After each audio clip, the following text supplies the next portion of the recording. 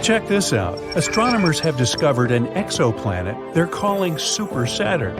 It's got rings over an AU wide. An AU is the astronomical unit, the distance between the Sun to the Earth. That's an incredibly huge ring system, hence its name. Super Saturn is being called Mamajek's object after the astronomer who led the team to whom we owe the discovery. Professor Eric Mamajek of Rochester University in New York found Super Saturn while scouring through data downloaded from wide-angle transit observations.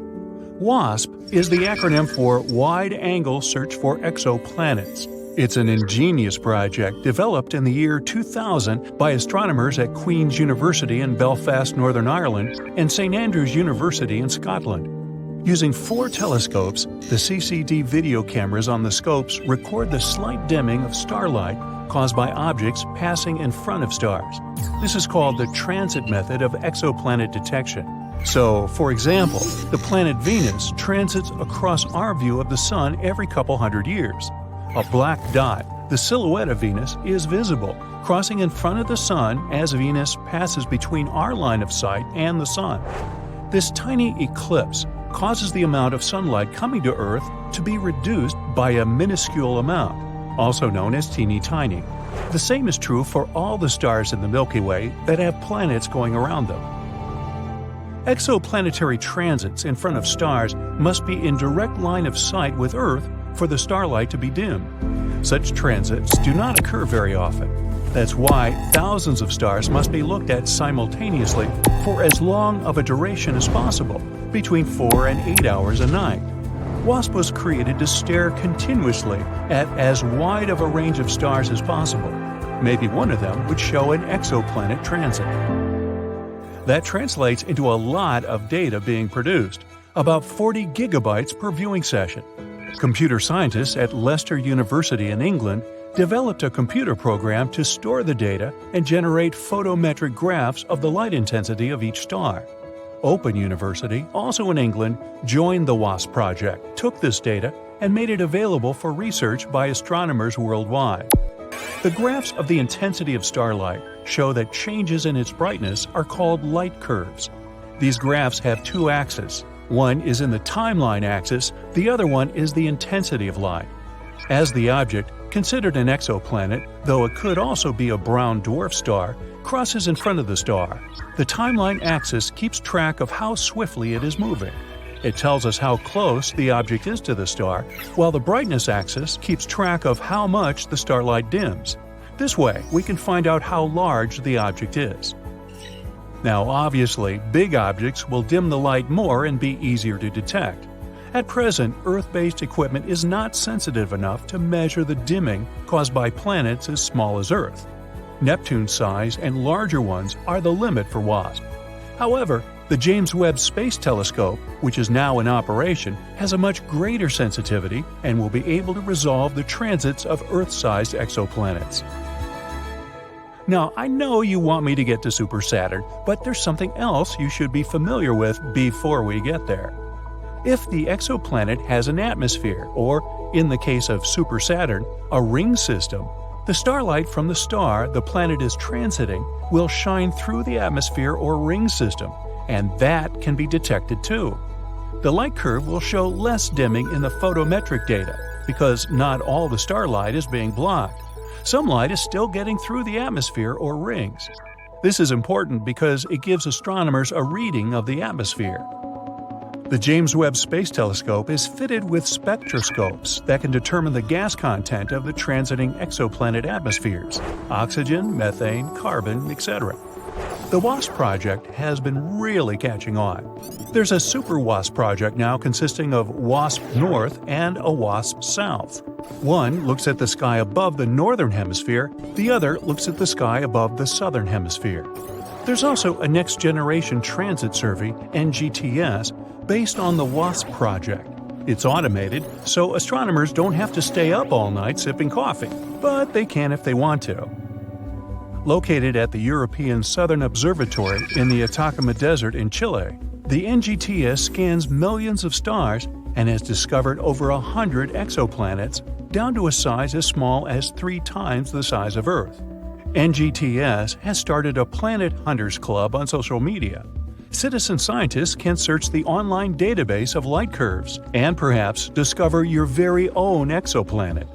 What had been a strictly British effort started by one or two astronomers is now a worldwide phenomenon. With the ability to read the spectroscopic signatures of atmospheric gases during exoplanet transits, a new idea emerged: technosignatures. That is, specifically identifying gases in exoplanet atmospheres that are produced by civilizations. The James Webb Space Telescope can do this. Gases from pollution, such as chlorofluorocarbons (CFCs), can be seen spectroscopically if present. Tritium from fusion reactions, if they have them, can also be detected, along with heat patterns from cities on the planet's surfaces. Technosignatures is a recent concept that originated after the WASP project started. Who knows what it will turn up? Now let's get back to Super Saturn. The star that Super Saturn orbits is J1407, a small, dim, sun-like pre-main sequence star of the 13th magnitude. Huh? Well, the human eye can only see stars to about the 6th magnitude, and each magnitude is 2.5 times dimmer than the previous one. So it's not an exceptional star, just another telescopic star out there in the Scorpius Centauri region of the night sky. J1407 is a young star that hasn't yet settled into its stable, long-duration phase. This is important because Super Saturn, officially J1407b, is showing signs of having a ring system in an early stage of development. Super Saturn's light curve was tucked away in the mountain of data from the Super WASP project. Professor Eric Mamajek and his associate Matthew Kenworthy of Leicester University studied the data thoroughly and produced a detailed report on it. Knowledge depends on good data. The horizontal axis of J1407b's light curve, the time axis, is what's causing all the hubbub. It took Super Saturn weeks to transit across in front of its parent star, 56 days to be exact. Planetary ring systems that we are familiar with in our solar system orbit right around the equators of the gas giant planets and are very thin, from only a few meters thick down to a few centimeters. In a telescope, Saturn's rings will seem to disappear when the planet is at zero inclination toward Earth. Saturn must be inclined at an angle in relation to Earth to see Saturn's beautiful ring system. It's something everyone should make a point of seeing: Saturn in a telescope. If Super Saturn's rings blocked most of the light from J1407 for 56 days, it means that the planet had to be orbiting at a steep inclination to its star. If it were at zero inclination, we wouldn't see the rings blocking any light. Therefore, the orbital time could be determined, 10 years minimum to 200 years if the orbit is highly elliptical. The superplanet itself is calculated to be 24 times the mass of Jupiter, which means that if it is gaseous, it could be a brown dwarf star. Super Saturn appears to have a Mars-sized object orbiting around it, because there is a huge gap in the rings that was most probably cleared out by a large object. The Cassini division in the rings of Saturn is where the moon Mimas has cleared out a path through Saturn's rings. The light curve of Super Saturn has only been observed once. All the exoplanet detection systems are keeping an eye out for it to come back around J1407. No one knows when that will occur. Some astronomers have suggested that J1407b is a brown dwarf star system in itself, merely passing in front of, but not connected to, star J1407. An orbital reappearance of Super Saturn would disprove that conjecture. The center region of Super Saturn blocked out all the light from its primary star. This is what indicates that the ring system is new and in an early developmental phase. Over time, the very dense ring mass close to the planet is expected to thin as all this matter gets absorbed into the planet or ejected into space. This is what has happened with our solar system's gas giant planets. The Mamajek object is a shocker. Never before or since has a light curve been detected like Super Saturn's. Super Saturn has added a new chapter to our understanding of the formation of ring systems. So, here's to you, Super Saturn. Hope to see you again soon. Our universe is full of both amazing and terrifying things. You already know about quasars, black holes, dark matter, and so on. But how about the horrors of space that you haven't even heard of? Would you like to visit the most bizarre worlds in the universe? And it's not me who made this list, but NASA themselves. Welcome to the Galaxy of Horrors, NASA's awesome Halloween collection. Please join me on a journey to some planets and tell me which ones you would consider the most horrible. Buckle up! Our first destination is a gas giant called TRES 2b. It's located 750 light-years away from us. If we used a regular spaceship, it would take us about 10 million years to get there. TRES 2b orbits a yellow dwarf, a star similar to our Sun. It also weighs about 1.5 times more than Jupiter. So, what's so special about it? Well, if you're afraid of the dark, you definitely don't want to visit this place. It's the planet of eternal night, the darkest one of all the planets known to us. But it's not that far from its star, so why is that? The thing is, the surface of TRES 2b reflects light even worse than coal does. Because of this, it seems that there's no light at all. If you were flying across the surface of this planet, it would be like walking with a blindfold on your eyes. Oh wait, actually there is some light. An eerie, deep red glow surrounds the surface of the planet. This glow is created by the burning atmosphere, which makes TRES 2b a scorching planet. The air there is even hotter than lava. Oh, but if you think that was bad, let me show you the next place of our horror journey. NASA wasn't beating about the bush while nicknaming this one. Now, we're not just talking about one planet, but 3 at once. They're also located quite far away, 2,300 light-years from the Sun. We would have reached them by ship in about 35 million years. All the planets are in the constellation Virgo, and each is extremely light, much lighter than the Earth. These 3 exoplanets are called Poltergeist, Dragger, and Phobator. Cool names, huh? It's because each of these planets is about to become a ghost soon. The thing is, they don't revolve around a star, but around a pulsar. Pulsars are rotating neutron stars with an extremely powerful magnetic field. In simple words, these are the stars that exploded one day. After the explosion, they usually emit such a powerful pulse that it causes the star to rotate at an unimaginable speed, several thousand rotations per second. At the same time, they constantly emit electromagnetic pulses that affect everything around them. So, you've probably already guessed what's happening with our zombie planets. They're slowly, gradually being destroyed under the gigantic influence of radiation. One day, they'll disappear without a trace. Ghost-like planets orbiting an undead star? Yeah, Zombie World is a fitting name. It's also not surprising that scientists nicknamed this pulsar Lich, despite the long official name. Well, at least these guys stick together on their final dance. This planet has a long name, so bear with me. HD 189733b. This gas giant is 65 light-years away from us. It would have taken around 1 million years to get there on a spaceship. This planet is slightly more massive than Jupiter and orbits its star, an orange dwarf, all alone. At first glance, it may seem friendly. A pleasant blue color and curls on the surface. Kind of resembles a summer sky or foam on sea waves, right? Oh, looks are very deceptive, my friend. This planet has a pleasant cobalt blue color due to the hazy blow-torched atmosphere. This atmosphere contains silicates that condense when heated. In other words, the clouds on this planet have rain made of glass. Yes, it rains hot glass shards here. Oh, and if that's not enough, there's a raging wind on the surface, which is moving at a speed of 5,400 miles per hour. Just to compare, the fastest wind on Earth had a speed of 254 miles per hour, about 20 times weaker. And because of this, hundreds of thousands of glass shards rush horizontally across the planet's surface at breakneck speed. I really don't envy anyone who would want to try to land there. By the way, this isn't the only example of strange rains in our universe. For example, it rains molten iron on the planet Dimidium. Or let's take so-called carbon planets.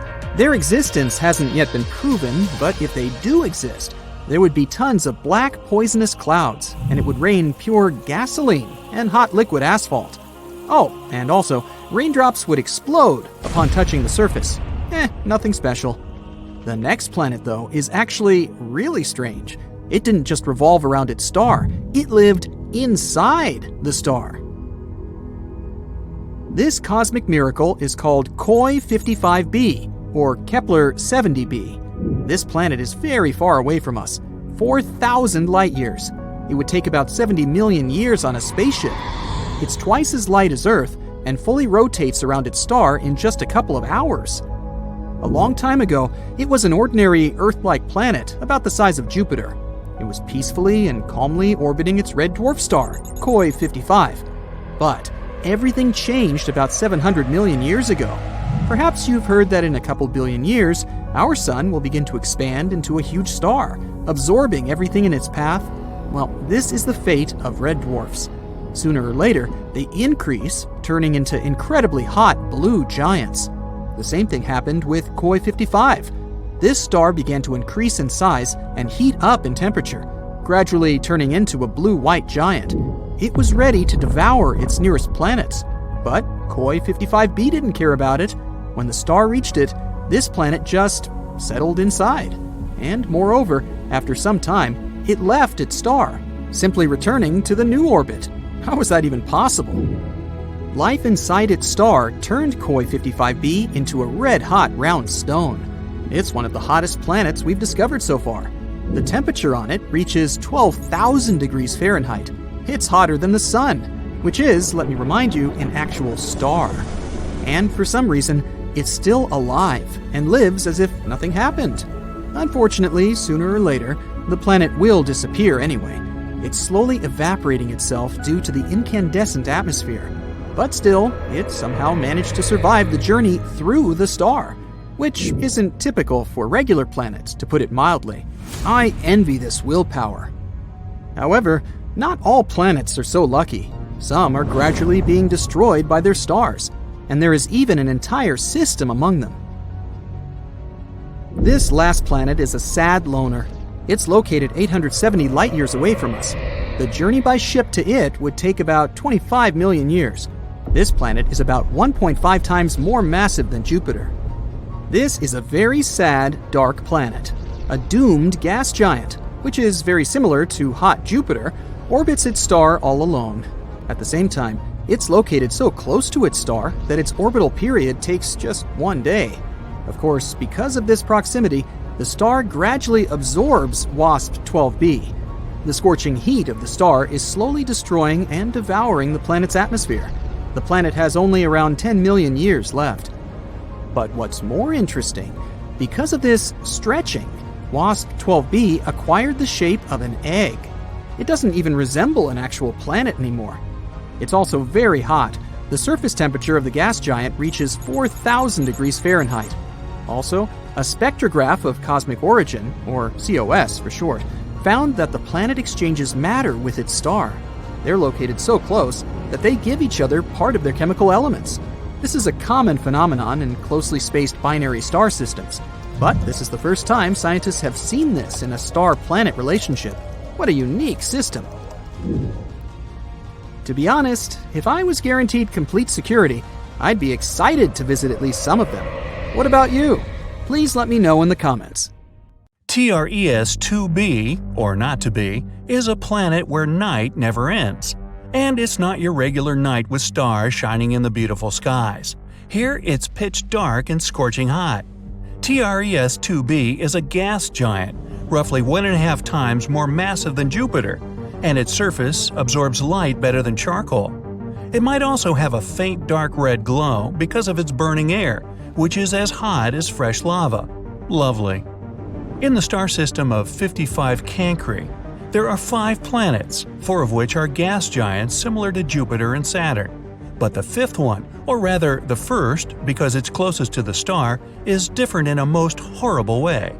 55 Cancri e is so close to its sun that half the planet's surface is a literal ocean of molten lava.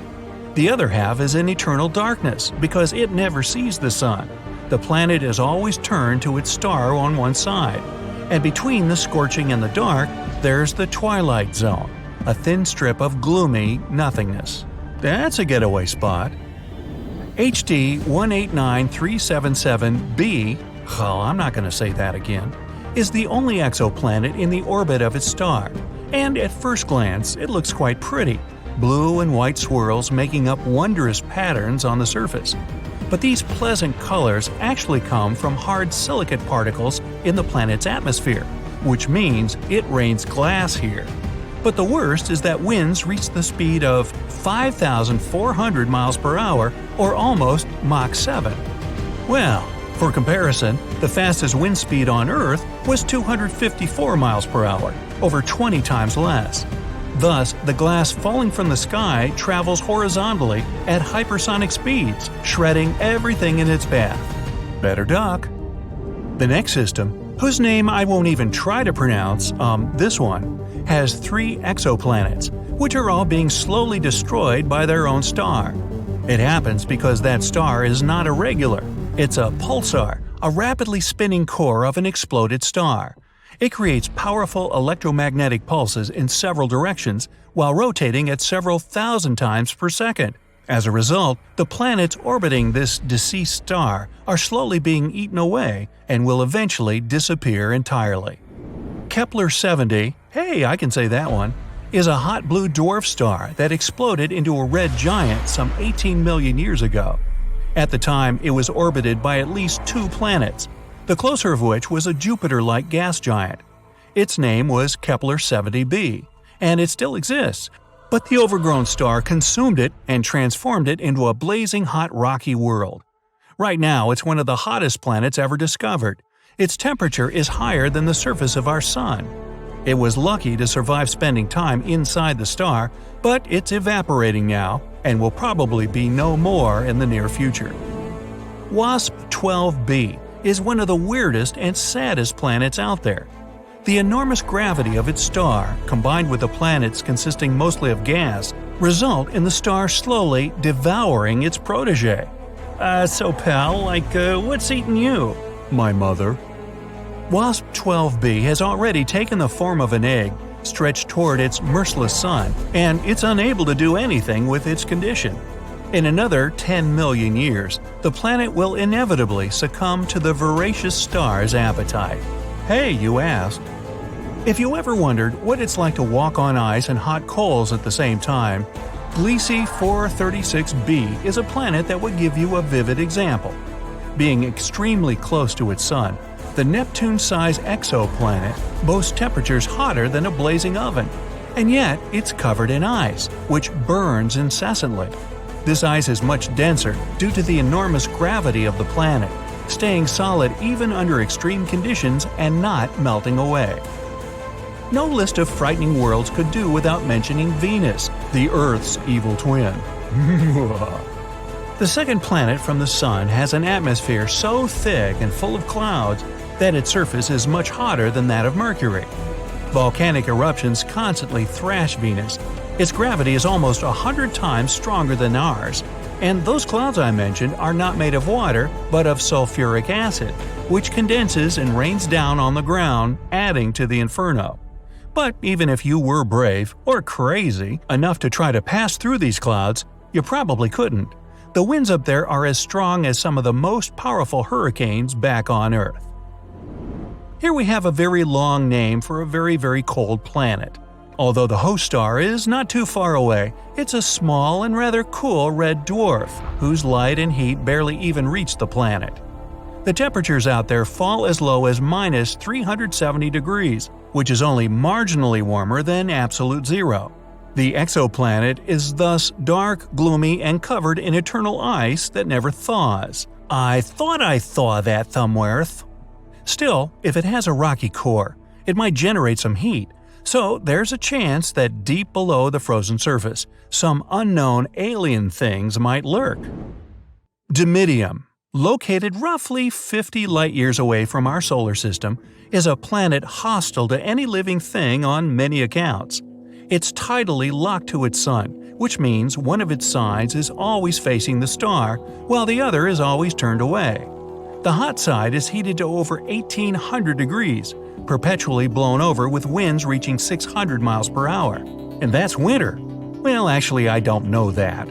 Despite Dimidium being a gas giant, it has a large amount of iron in it, which melts and evaporates in the atmosphere, creating clouds. And when those cool down, they fall on the surface in the infernal rain of molten iron.